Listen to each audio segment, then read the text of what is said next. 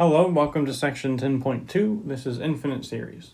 So in the previous section, we looked at sequences, and now we're going to look at series. So the main reason we looked at sequences is a lot of the stuff we do with sequences will transfer over to series. In particular, a series is just some way that we combine the terms in a sequence. So definition, what is an infinite series? An infinite series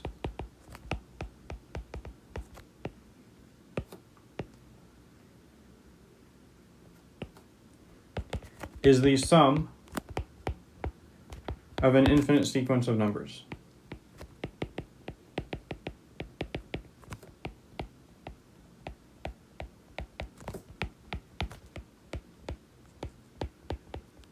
So that would be A1 plus A2 plus A3 plus ... plus AN, and then you just keep going. So in this section, we mainly want to understand how we could calculate these series. When is it calculatable, and how would you calculate these? So one way that we're going to do this is we are going to truncate the series at n. That is not how you spell the series. The series at n. And we call this the nth partial sum.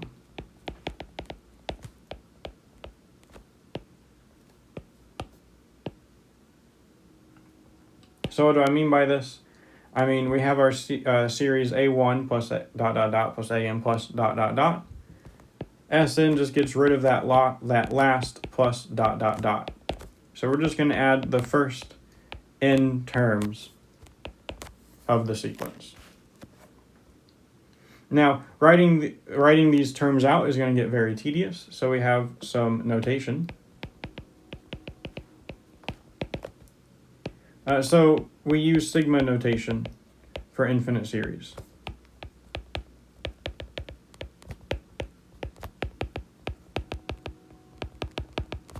And really, we could use sigma notation for finite series, but we're mainly going to be looking at infinite series, which is why I'm emphasizing that.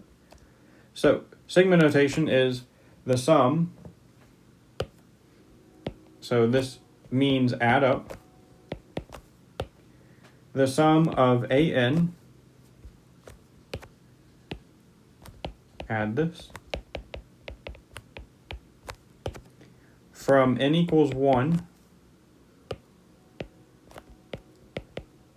start at n equals 1, all the way up to infinity,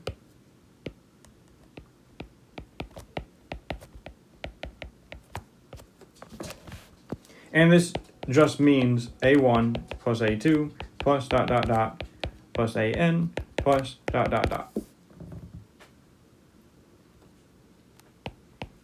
As with sequences and improper integrals, where you're dealing with doing an infinite amount of things, so we talk about convergence.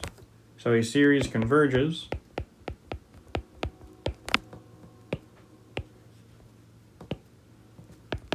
if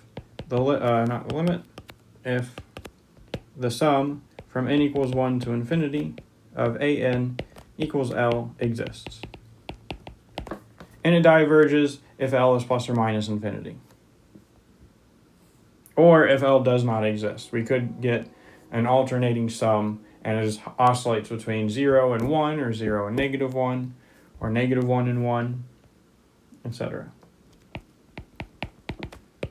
So example,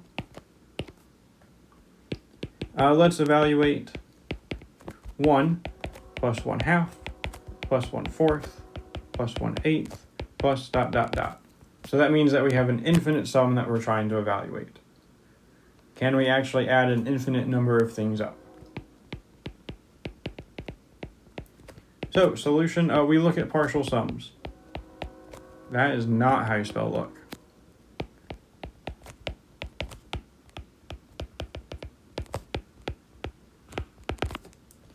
So the first partial sum just means take the first element, that's 1, the second partial sum is 1 plus 1/2, which is 3/2. The next partial sum is 1 plus 1/2 plus 1/4, which is 7/4. And then we could keep going. But let's write these in a different way. So 3/2 is 1 less than 4, and 4 is a power of 2. And 7 is also 1 less than 8, where 8 is a power of 2. So it looks like these are going to be, the numerator is going to be 1 less than a power of 2. That would be 2 squared minus 1. And the denominator is always a power of 2. 7/4 would be 2 cubed minus 1 divided by 2 to the third minus 1. So if we continued this pattern, we would get Sn equals 1 plus 1/2 plus dot dot dot plus 1 over 2 to the n minus 1, which we expect and we believe that this partial sum equals 2 to the n minus 1 divided by 2 to the n minus 1.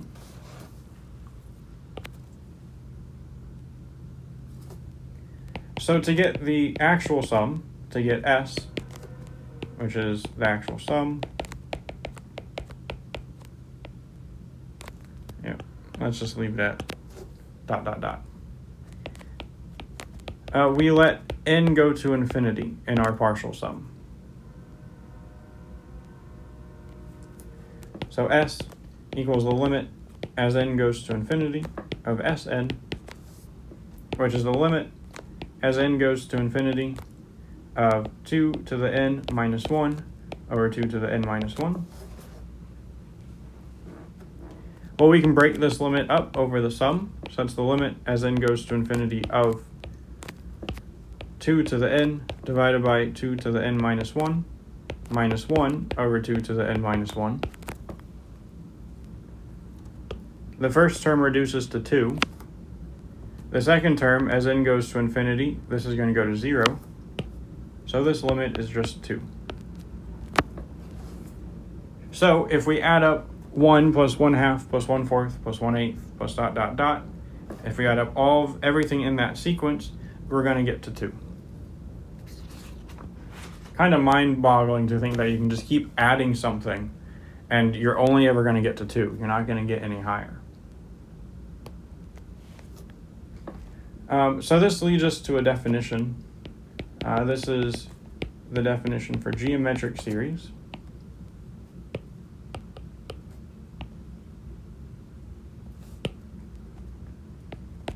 A geometric series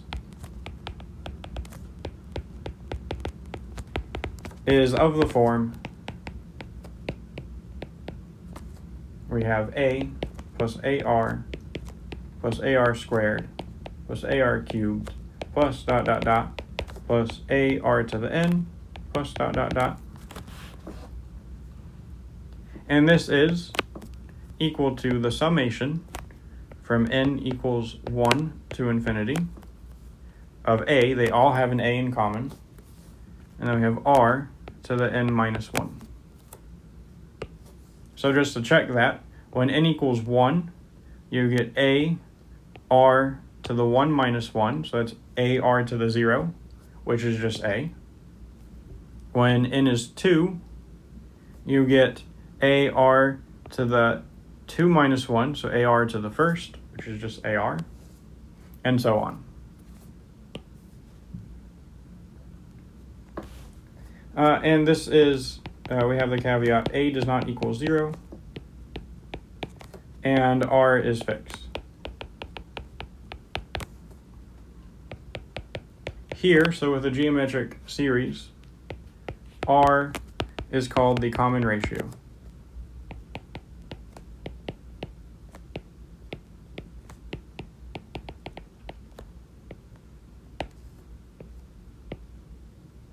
And there shouldn't be an n in ratio.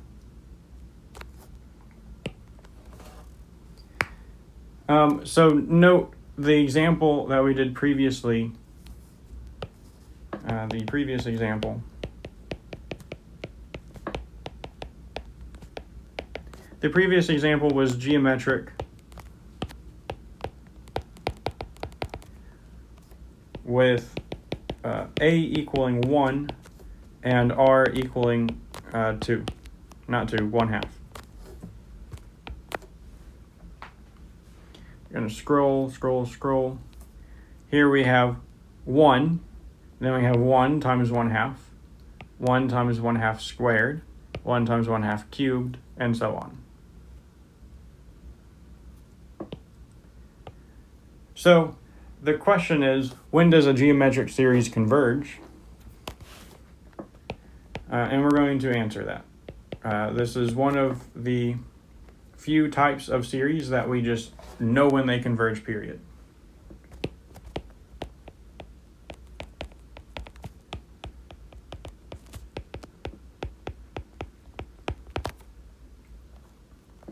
All right, we're going to break this up into a few cases.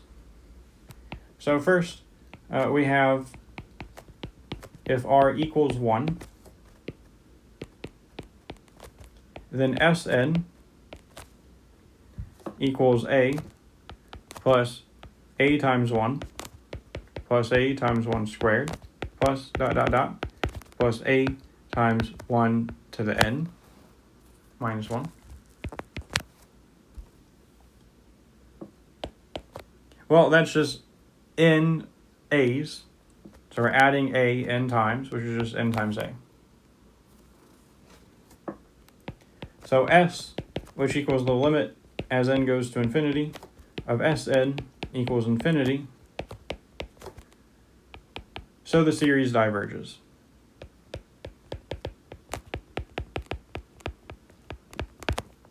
So if r equals 1, if the common ratio is 1, the series diverges. Okay, next up is what if r equals -1? Then we have Sn equals a minus a plus a minus a plus ... Okay, well this isn't very helpful because we have S1 is just a, S2 would be a minus a, which is 0, S3 would be a minus a plus a, which is a, and so on. This partial sum is oscillating between a and 0, so we can't even write down what the limit is. The limit doesn't exist. It's not infinity, it's just it doesn't exist.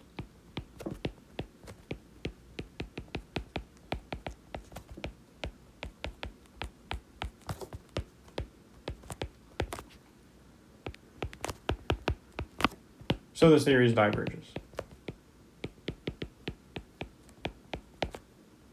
So if r is 1 or -1, it diverges. And now let's do all the other cases. If the absolute value of r does not equal 1. So if the absolute value of r does not equal 1, then we have Sn equals a plus ar plus ar squared plus ... plus ar to the n minus 1. Okay, we'll multiply this by r. You get r times Sn equals ar. Let's not write it there. Let's do ar plus ar squared plus ar cubed plus ... plus ar to the n. So these line up and a lot of the terms agree. This term agrees, this term agrees, this term would agree, this term would agree, etc. So if we subtract the two, then this term goes away, this term goes away, and these terms will go away. All the terms in between will go away, and you'll only be left with a coming from Sn minus ar to the n coming from r times Sn. All right, well, what is this? We wanted to find the partial sum, so factor out the Sn.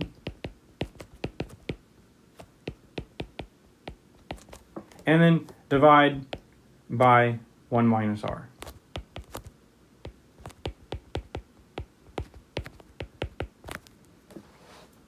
That's the partial sum. So now, if the absolute value of r is greater than 1, then the absolute value of r to the n goes to infinity. So this term up top is going to grow way too fast. So the limit as n goes to infinity of Sn will equal plus or minus infinity depending on the sign of r. The r to the n term is going to dominate. So it diverges. However, if the absolute value of r is less than 1, then the absolute value of r to the n will go to 0. So this term is just going to go away. That's the only thing that had n in our partial sum. So we get that the limit as n goes to infinity of Sn, which is exactly S,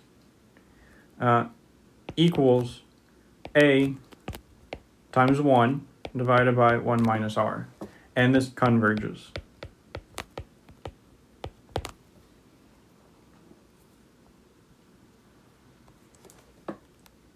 So, that's not what I wanted. So we have the geometric series test.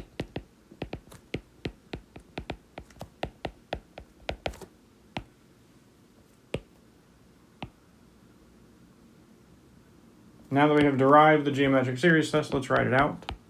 If the absolute value of r is less than 1, this is very important,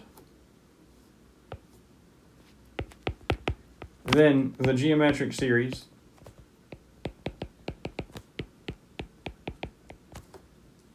a plus ar plus dot dot dot plus ar to the n minus 1 plus dot dot dot, this converges. Moreover, we know what it converges to. We know that the sum from n equals 1 to infinity of a r to the n minus 1 equals a divided by 1 minus r for the absolute value of r less than 1.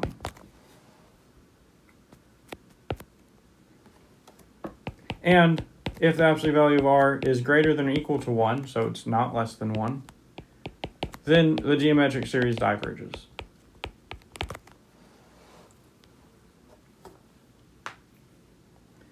Okay, let's do a few examples of this.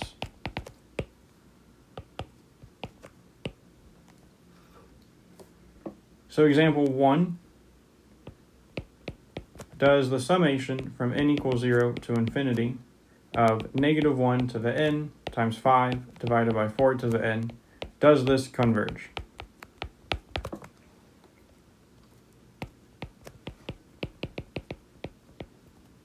So why don't you pause it and see if you can use the geometric series test without seeing an example first. See if you can determine if this converges or not. And if it does converge, why don't you try to find out what it would converge to. Okay, so first off, in order to use this geometric series test, notice it starts at n equals 1, not at n equals 0. So we need to modify this so that it starts at n equals 1 instead of n equals 0. So we have the summation from n equals 0 to infinity of negative 1 to the n times 5 divided by 4 to the n. This is 5 times the summation from n equals 1 to infinity. I added 1 to n down here. So to balance that out, I have to subtract 1 from every n that I see here. So that would be negative 1 to the n minus 1 divided by 4 to the n minus 1, which is exactly 5 times the summation from n equals 1 to infinity of negative 1/4 to the n minus 1. So in this case, we have a geometric series with a equaling 5 and r equaling negative 1/4. Since the absolute value of r equals 1/4 is less than 1, we know that it converges.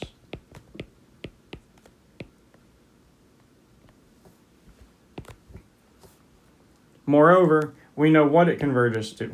We have the sum from n equals 1 to infinity of 5 times negative 1/4 to the n minus 1 has to equal a, which is 5, divided by 1 minus r, which is negative 1/4.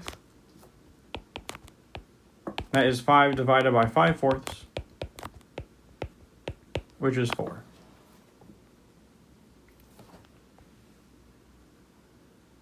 Okay, not too bad. So let's see an application of a series before we go too in-depth with series. Example.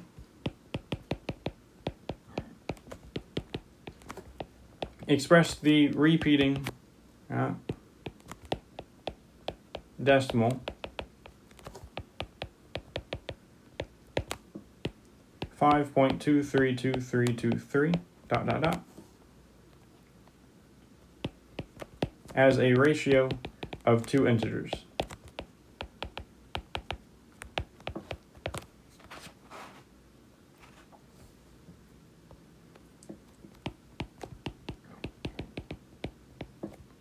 Okay, solution.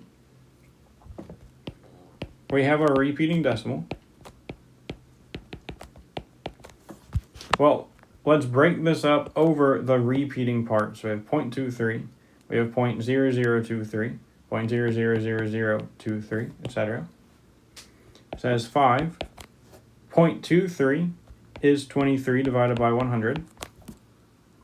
0.0023, that's 23 divided by, we would need to move it over the decimal point over 1, 2, 3, 4 to get the 2, 3. So that'd be 10 to the 4th. But let's write it as 100 squared, since we have a 100 over here. Also, that gives rise to a pattern. So the next part would be plus 23 divided by 100 cubed plus ... Well, that is 5 plus, let's factor out this 23 divided by 100. We get 1 plus 1 over 100 plus 1 over 100 squared plus ... This is 5 plus 23 over 100 times. This is an infinite sum, so let's write it in sigma notation. Summation from n equals 1 to infinity of, it looks like to get from 1 to 1 over 100, we multiplied by 1 over 100. To get to 1 over 100, to 1 over 100 squared, we multiplied by 1 over 100 again. So the common ratio is 1 over 100. And then if you just put n in the exponent, then when n equals 1, the first term would be 1 over 100. But we need the first term to be 1, so we subtract 1 from the exponent. That way the first term lines up.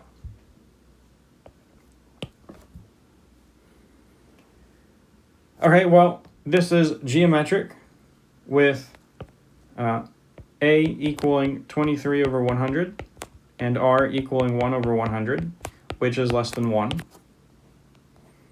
So we know that this converges, and we know that it converges to 1 over 1 minus r, which is 1 over 100.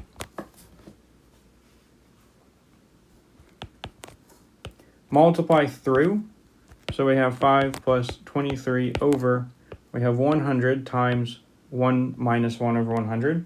That's 100 minus 1. So that's 5 plus 23 divided by 99. And convert 5 to a fraction over 99, and you get 518 divided by 99. So you have just expressed this repeating decimal as a fraction.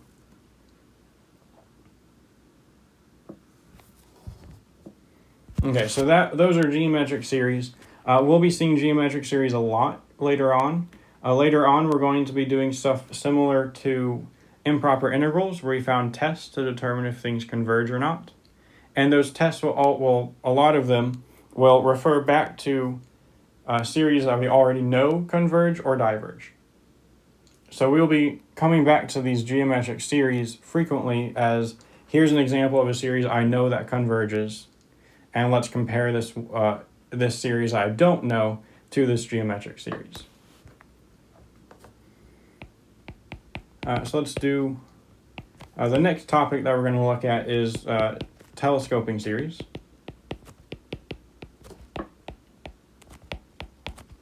So example, find the sum of the telescoping series. I'm kind of defining telescoping series here, not entirely. A telescoping series is a series that I'll show it to you when it's more obvious, because the way I have it written, it's not obvious that it's telescoping. But this is a telescoping series. So let's find the sum of it.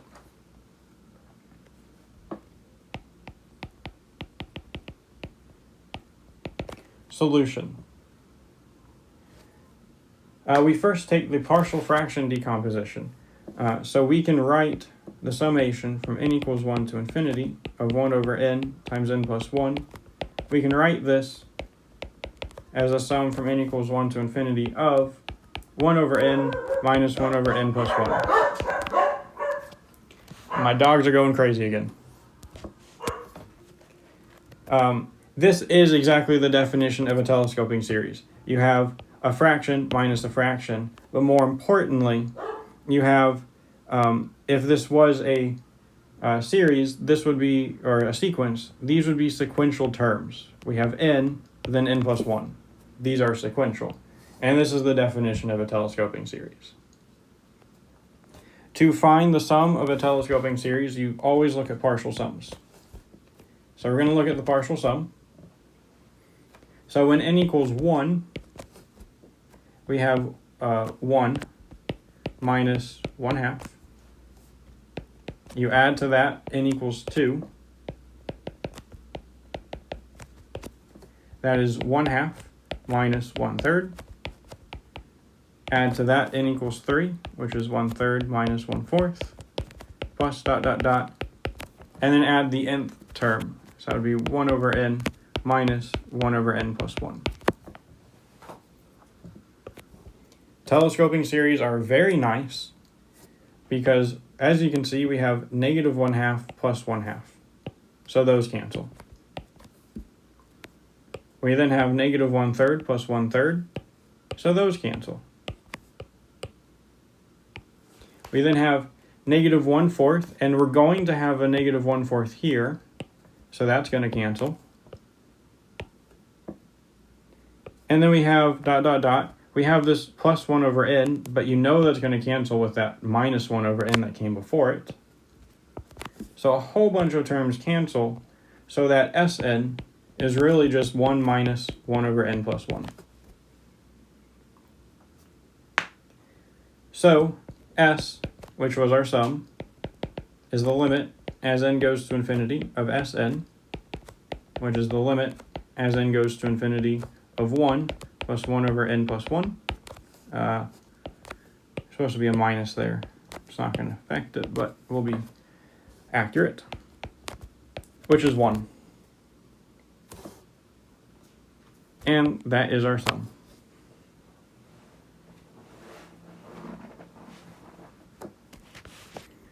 So, we're now going to shift a little bit. We were dealing with, let's actually find the sum for some series. We're going to start talking about tests for convergence instead.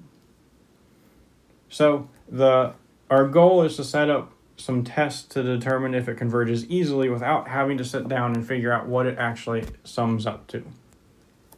So first off, we note that we have this theorem.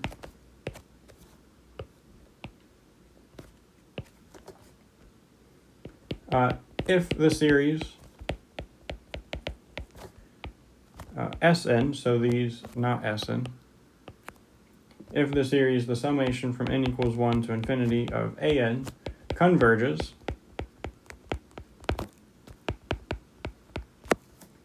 then we have to have that the limit as n goes to infinity of an equals 0. So I'll actually prove this one for you. Proof. Suppose that the sequence of partial sums, Sn, converges to L.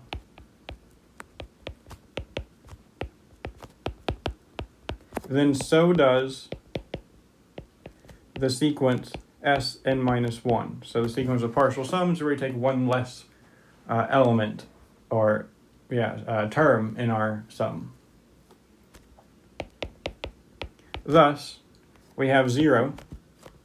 We want to eventually show that 0 equals the limit as n goes to infinity of an.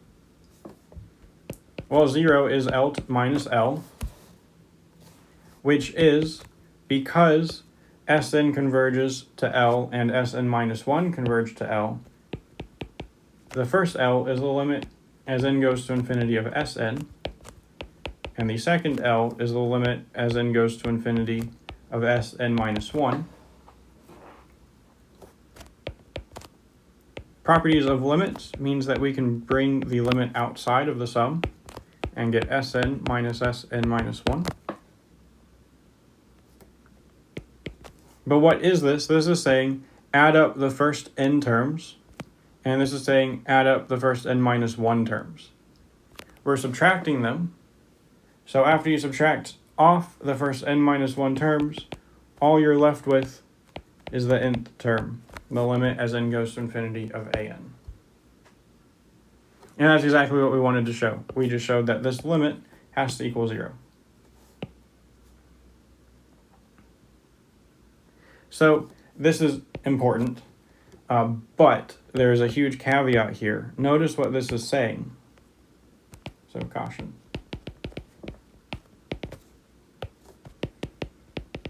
This is saying that if the series converges, then this limit must go to 0.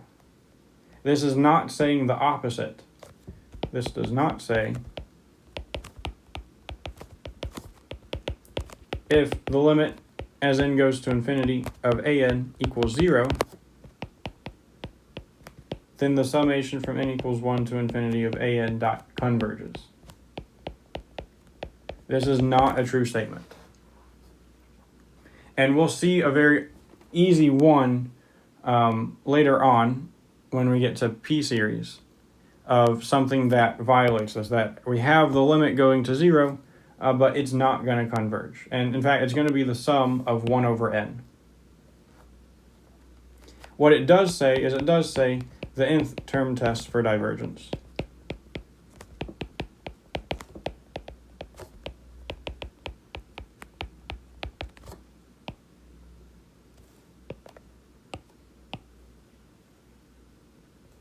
Okay, the nth term test for divergence says that the series, the summation from n equals 1 to infinity of an diverges if the limit as n goes to infinity of an does not equal 0.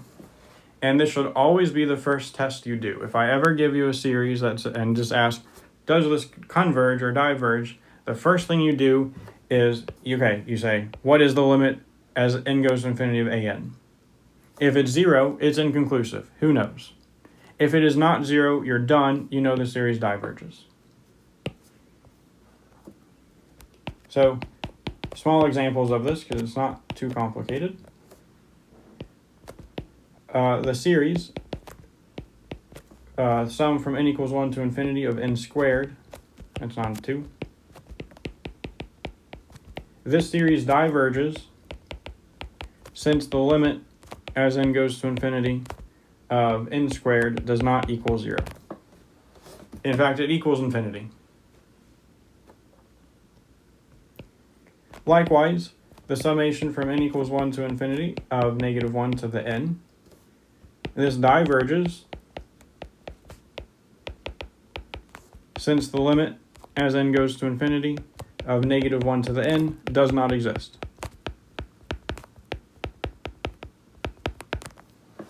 It oscillates between negative 1 and 0. So since these limits did not go to 0, it has no chance of converging. If it did go to 0, it has a chance, but it doesn't necessarily converge. You still have to do another test. And last thing for this section is I'm going to give you a few properties of convergent series.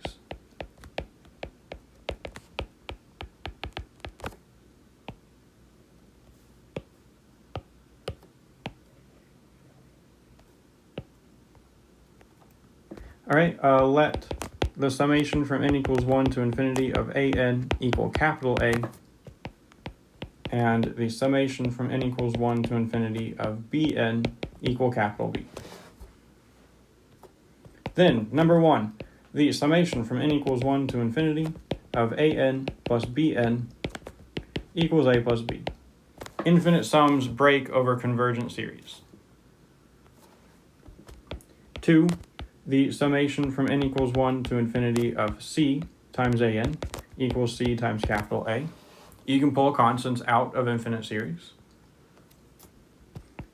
3 is words. Every non-zero multiple of a divergent series diverges.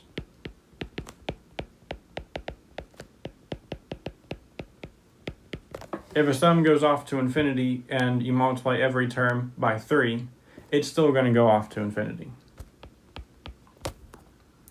And the fourth one, if the summation of Cn diverges, and we still have that the summation of An converges to A,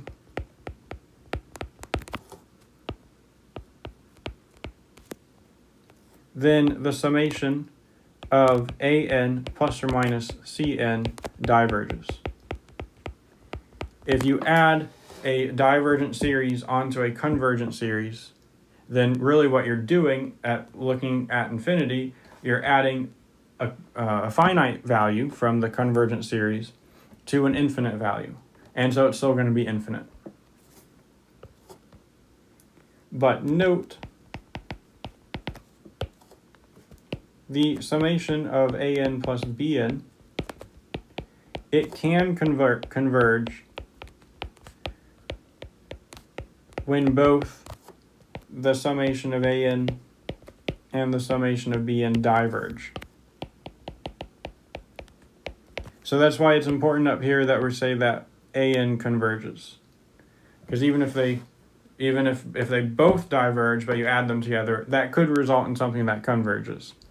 Easy example, think about the summation of 1 and the summation of negative 1. Both of those diverge because one goes off to infinity, the other goes off to negative infinity.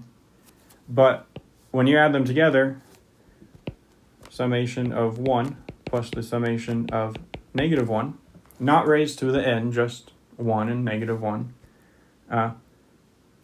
This is infinity minus infinity. But the summation of 1 minus 1 is the summation of 0. That is just 0. This converges.